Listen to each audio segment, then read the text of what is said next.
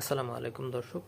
Israel এবং America ইরানের Isfahan, Bushehr, Tabriz, Tehran সহ বিভিন্ন শহরে ব্যাপক পরিমাণ বোমাবর্ষণ চালিয়ে যাচ্ছে, যার ফলে ইরানের জানমাল ও অবকাঠামোর ব্যাপক ক্ষয়ক্ষতি হচ্ছে।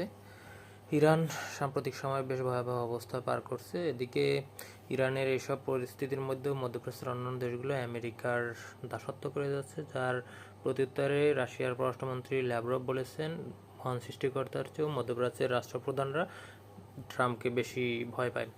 এদিকে জেলেনস্কি মাঝখানে আবার সৌদি আরবের সাথে বেশ ভালো একটা সুযোগ তৈরি করেছেন অর্থনীতি রিলেটেড। তিনি সৌদি আরবকে ড্রোন প্রতিরক্ষার ব্যবস্থার জন্য চুক্তি করেছেন। এদিকে সংযুক্ত আরব আমিরাতও এই চুক্তি করার চেষ্টা করছে, যার একই সময় যখন তারা এই সিদ্ধান্ত নিচ্ছে ঠিক সেই মুহূর্তে হামলায় সংযুক্ত আরব আমিরাতে আমেরিকার প্রায় 400-র মতো সেনা আহত হওয়ার কথা ঘোষণা করছে ইরান, যা নিয়ে বেশ চিন্তিত দেখা গেছে ডোনাল্ড ট্রাম্পকে। তিনি আবার এদিকে ঘোষণা করে দিয়েছেন যে তাদের ডেস্ট্রয়ার বা এয়ারক্রাফট ক্যারিয়ারে হামলা চালিয়েছিল একসাথে 17 দিক থেকে ইরান, যা তারা এতদিন অস্বীকার করেছিল।